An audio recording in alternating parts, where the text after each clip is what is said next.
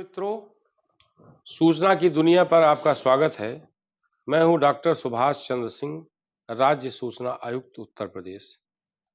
पिछले एपिसोड में आपने धारा 7 के बारे में विस्तार से चर्चा सुनी देवेश मित्र त्रिपाठी जी के साथ, जो आरटीआई के विशेषज्ञ हैं। इस एपिसोड में मैं उनसे धारा 8 के बारे में विस्तार से चर्चा करूंगा। धारा 8 से विस्तार की चर्चा में 2 या 3 एपिसोड हो सकते हैं, क्योंकि धारा 8 ऐसी धारा है जिसको हथियार बना करके जन सूचना अधिकारी कई एक बार सूचना देने से इनकार भी करते हैं, या कह सकते हैं उनको जानकारी नहीं होती है, उससे वादी परेशान होता है। इसलिए हम धारा 8 की चर्चा 2 या 3 एपिसोड्स में करेंगे।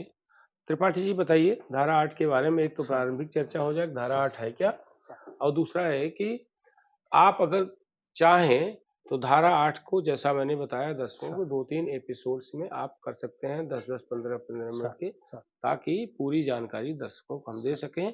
और मैं स्पष्ट कर दूं, दर्शक का मतलब यहाँ वादी ही नहीं है, प्रतिवादी भी है, लोक प्राधिकार भी है। अब हम चर्चा शुरू करें। नमस्कार सर, वास्तव में जैसे सर आपने कहा, हमने इसके पहले एपिसोड में 2 शब्द उठाए थे कि प्रत्येक नागरिकों के कुछ मौलिक अधिकार हैं, और मौलिक अधिकार के संबंध में माननीय सर्वोच्च न्यायालय ने कुछ केसों में, कुछ वादों में कहा है कि वास्तव में मौलिक अधिकारों की को रोका नहीं जा सकता सदन द्वारा भी। तो इसी मौलिक अधिकार पर ही हमें अनुच्छेद 19 के अंतर्गत यह जानने का अधिकार है शासकीय कार्य क्या होते हैं, जिसको 19 के अंतर्गत जो सूचना का अधिकार है, यह भी अनुच्छेद 19 के अंतर्गत मुझे मौलिक अधिकार के रूप में प्राप्त होता है। लेकिन यह भी आवश्यक है कि अगर मेरे यह मौलिक अधिकार हैं तो मेरे किसी मौलिक अधिकार का और हनन न हो, इसी के लिए कि हमारे एक्ट में जो सेक्शन 8 बनाया गया, सेक्शन 8 जैसे हमारी निजता प्रभावित न हो, हमारी गोपनीयता प्रभावित न हो, हम अगर कोई व्यवसाय कर रहे हैं तो ऐसी स्थिति में हमारी व्यवसाय की ऐसी जानकारी जिससे किसी व्यवसायी की प्रतिस्पर्धा प्रभावित होती हो, देश की अखंडता प्रभावित होती हो, इसे ही सब मद्देनजर सेक्शन 8 बनाया गया है। मैं सेक्शन 8 बहुत ही महत्वपूर्ण है। जिस प्रकार सर हमारा अधिकार है, मौलिक अधिकार है, सूचना का अधिकार है, इसी तरह सेक्शन 8 भी गलत नहीं है। अगर देखें, यह निश्चित ही बैलेंस करने के लिए बनाया गया है, जिससे आम आदमी इस देश की अखंडता पे प्रभाव न पड़े। मैं सबसे पहले बताऊं कि सेक्शन 8 में कुल 10 प्रकार के प्रावधान किए गए हैं। ABCDEFGHIJ, इसे हिंदी में क ख ग घ के रूप में वर्णित किया गया है। इस प्रकार 10 प्रकार की सूचनाओं को यह कहा गया है कि यह सूचना दिए जाने से पूर्व जन सूचना अधिकारी का यह दायित्व होगा। इसमें से कुछ सूचनाएं ऐसी हैं जिसे वह देखेगा कि क्या लोकहित ज्यादा प्रभावित हो रहा है। अगर बहुत बड़ा लोकहित नहीं है तो ऐसी सूचनाएं प्रकटन से रोक प्राप्त है। इस पे हम सारी धाराओं पे चर्चा करें। जैसे प्रथम जो धारा 8(1), जैसे इसमें 8(1) में 3 उपधाराएं हैं। सबसे पहले 8 की उपधारा जो 1 है, उसमें 10 सेक्शन बनाए गए। जो इस एक्ट की धारा 8 है, इस पे दूसरा है, तीसरा है। तो सबसे पहले हम 8(1) पे बात करें, जिससे सबसे ज्यादा उपयोग होता है, या हम कहें कहीं कहीं इसका दुरुपयोग भी होता है, कि इसमें सबसे ज्यादा हमने देखा जन सूचना अधिकारी, सर्वोच्च न्यायालय में भी मामला गया कि 8(1)J का या पुलिस विभाग 8(1)H का, या ऐसे जो सूचनाएं हैं, यह 3 धाराओं का सबसे ज्यादा हमने देखा सूचना रोके जाने में इसका लिखते हुए दुरुपयोग या उपयोग जो भी कहें।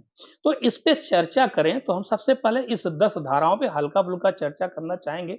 सबसे पहले अगर हम बात करें 8, जिसको ए कहते हैं या क कहें, यह ऐसी सूचनाओं को रोक करता है जो देश की प्रभुता, देश की अखंडता, राज्य की सुरक्षा, ऐसी सूचनाएं संबंधित हैं तो उसे दिए जाने से मना करती है। यानी कि 8(1) ये देश की प्रभुता, अखंडता, राज्य की सुरक्षा, ऐसी सूचनाएं देने से मना करती है। अगर हम 8(1) ख या 8(1) बी की बात करें तो किसी न्यायालय या अभिकरण द्वारा अगर किन्हीं सूचनाओं पर रोक लगाई गई है, यह सूचनाएं देने से मना करती है, जिससे न्यायालय की अवमानना न हो। पहली चीज सर हमने बात करी 8(1) ए के संबंध में कि देश की संप्रभुता प्रभावित नहीं होनी चाहिए, अखंडता प्रभावित नहीं होनी चाहिए, राज्य की सुरक्षा, रणनीति, वैज्ञानिक दृष्टि, विदेशी संबंध, ऐसे तमाम हमारे जो देश और राज्य से संबंधित हैं, इस पे रोक लगाती है, ऐसी सूचना होते हुए भी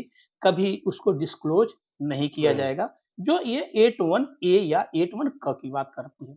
हम 81 बी या 81 ख की बात करें तो बहुत से ऐसे मामले हैं जो न्यायालय में प्रचलित हैं या न्यायालय ने किसी ऐसी सूचना पे रोक लगा दी है और वो कहता है कि ये चीजें डिस्क्लोज ना हो। जैसे सर कुछ ऐसे मामले आते हैं न्यायालय में, जैसे 376 की बात करें, ऐसे बहुत से मामले आते हैं जिसे डिस्क्लोज नहीं किया सकता और न्यायालय ने रोक लगा रखी है। ऐसी सूचना किसी जन सूचना अधिकारी या किसी लोक प्राधिकारी के पास होते हुए भी वो सूचनाएं डिस्क्लोज नहीं की जा सकती। और इस सेक्शन पे मैं बताता चलूं कि इस पे कोई लोकहित होते हुए भी ऐसी सूचनाओं को डिस्क्लोज किए जाने का प्रावधान नहीं है। अगर हम ग की बात करें, 81 जी की बात करें, तो ऐसी सूचनाएं जो संसद ए बी सी, सर हम ए बी सी हम तीनों बताते चलते हैं। हमने 81 ए या 81 81 का, 81 बी या जिसको ख के रूप में 81 ए सी की बात करें, 81 सी, सॉरी सर अगर हमसे गलती, 81 सी की बात करते हैं, यानी 81 ग की बात करते हैं, 8 1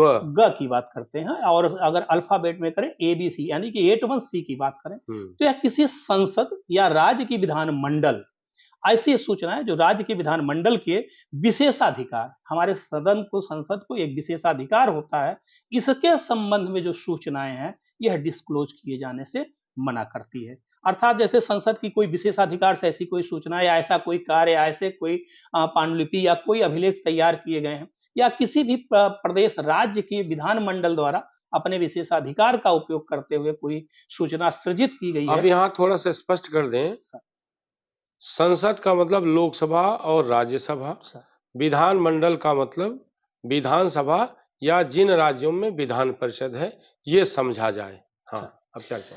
और सबसे ज्यादा जिसका दुरुपयोग किया था हमारे मामले में कभी आया, 81 डी की बात करें या 81 घ की बात करें। 81 घ ये कहता है कि ऐसी सूचना जिसके प्रकटन से किसी की बौद्धिक संपदा, व्यक्तिगत श्रेणी की सूचना, व्यापारिक गोपनीयता ये प्रभावित होता हो, तो ये सूचना डिस्क्लोज कर। यहाँ ये इंपॉर्टेंट है सर, हमने पहले 3 धाराओं में स्पष्ट किया था आपसे, धाराओं में सर उपधाराओं में, कि यह होते हुए भी लोकहित में भी सूचनाएं डिस्क्लोज नहीं की जाएंगी। लेकिन 81 डी में सबसे, सर इसकी चर्चा हम अगले एपिसोड में करेंगे कि 81 डी में सूचनाएं कौन सी आती है, कौन गोपनीयता को प्रभावित करती है, कौन बौद्धिक संपदा से संबंधित है, कौन मतलब जो व्यापारियों की व्यापार को प्रभावित, इससे हम डिस्कशन बाद में करेंगे। लेकिन सबसे पहले जिसकी हम घ की बात करते हैं, जिसमें वाणिज्यिक विश्वास, व्यापार, गोपनीयता या बौद्धिक संपदा सम्मिलित हो, जिसके सार्वजनिक पटल पे आ जाने से किसी व्यक्ति की अनावश्यक प्रभावित हो। जैसे सर थोड़ा सा खोल लें, हमने एक टेंडर डाला, अभी टेंडर खोला नहीं गया, अगर वह सूचना मार्केट में आ जाएगा तो अगला व्यक्ति हमसे कम टेंडर डाल देगा। अर्थात ऐसी सूचना के डिस्क्लोज करने से मेरी प्रतिस्पर्धा प्रभावित होती है। यह सूचनाएं डिस्क्लोज नहीं की जा सकती है तब तक जब तक उस व्यक्ति से ज्यादा लोकहित न हो। अगर लोकहित बड़ा है, ये सूचनाएं व्यक्तिगत होने के बाद भी उसे सार्वजनिक या जन सूचना अधिकारी द्वारा आवेदक को दिया जाना है। इसके बाद हम बात करें अंगा की, हमने कहा सर 3 धाराएं हैं, 81 डी की, एच की और जे की, जिसमें सबसे ज्यादा इसका दुरुपयोग होता है। तो एक धारा ये है जिसमें बाद में हम चर्चा करेंगे, और दूसरी जिसकी हम अंगा की बात करते हैं या हम ई की बात करें, या ऐसी धाराएं हैं 81 मतलब 81 अंग या 81 ई की बात करें। एक वैश्वासिक नातेदारी शब्द आता है, वैसे हिंदी में थोड़ा सा ये टिपिकल हो जाती है। वैश्वासिक यानी फिड्यूशियरी रिलेशनशिप, जो दूसरे बीच में, जैसे एक बैंक है, रिपीट करें थोड़ा स्पष्ट करें। ये है वैश्विक नातेदारी, एक व्यक्ति का तात्पर्य यहाँ किसी एक आम व्यक्ति से नहीं है, किसी संस्था से है, किसी बैंक से है या किसी भी प्राधिकरण से है, जो ऐसी सूचना, अंग्रेजी में जरा स्पष्ट करें। फिड्यूशियरी रिलेशनशिप होता है, यानी कि एक हमारे बीच की वैश्वासिक उस पे जो रखी गई सूचना है, इस नातेदारी या इस विश्वास पे आधारित सूचनाओं को अगर हम कहें तो यह डिस्क्लोज नहीं किया सकता है, तब तक नहीं किया सकता है जब तक इस पे बड़ा लोकहित प्रभावित नहीं हो। एक रामचंद्रन पांडे और ऐसे 2-3 केस आए थे, और हमने देखा है बहुत से जन सूचना अधिकारी 2 सूचना अगर आदेश, 2-3 आदेशों का सबसे ज्यादा दुरुपयोग करते हैं। एक आदित्य बंदोपाध्याय सीबीआईसी बोर्ड का है और एक रामचंद्रन पांडे जी ऐसे केस का, जिसमें माननीय सर्वोच्च न्यायालय ने एक व्याख्या दी है। दोनों एक थोड़ा सा अलग अलग विषय वस्तु है। मैं और इस पे मैं थोड़ा-सा करते हुए फिर आगे बढ़ेंगे सर, क्योंकि जैसा समय भी है। इसमें लोकहित शब्द डाला गया है। जैसे आदित्य बंदोपाध्याय का केस है, तो माननीय सर्वोच्च न्यायालय ने कहा कि जो माँगा गया सीबीएसई बोर्ड से थी, पूरे देश की सूचनाओं की डिमांड करी गई। तो माननीय सर्वोच्च न्यायालय बहुत अच्छी टिप्पणी की कि करप्शन के लिए आरटीआई बहुत इम्पोर्टेंट है, लेकिन वहीं करप्शन रोकने के लिए बहुत इंपॉर्टेंट है। लेकिन दूसरे स्तर पे हम देखें, इस स्तर पे अगर हम ये सूचना देने के लिए निर्देश दे देते हैं और इसका कोई, दोस्तों तो बहुत बड़ा कोट किया गया है, कोई बड़ा लोकहित नहीं है और करप्शन से इसका कोई रिलेशन नहीं है और इसके देने में पूरे देश की सीबीएसई बोर्ड प्रभावित हो जाएगा। तो अगर कोई भी सूचना जिसे इससे रोक प्राप्त है और वह लोकहित को प्रभावित करता है, तो लोकहित में सूचना दिया जाना पड़ेगा। लेकिन आवेदक यह उस जन मतलब माननीय आयोग के समक्ष या जन सूचना अधिकारी को विश्वास दिला सके, ये बड़े लोकहित को प्रभावित करता है। आप इस YouTube चैनल को लाइक करिए, सब्सक्राइब करिए, कमेंट करिए और शेयर जरूर करिए।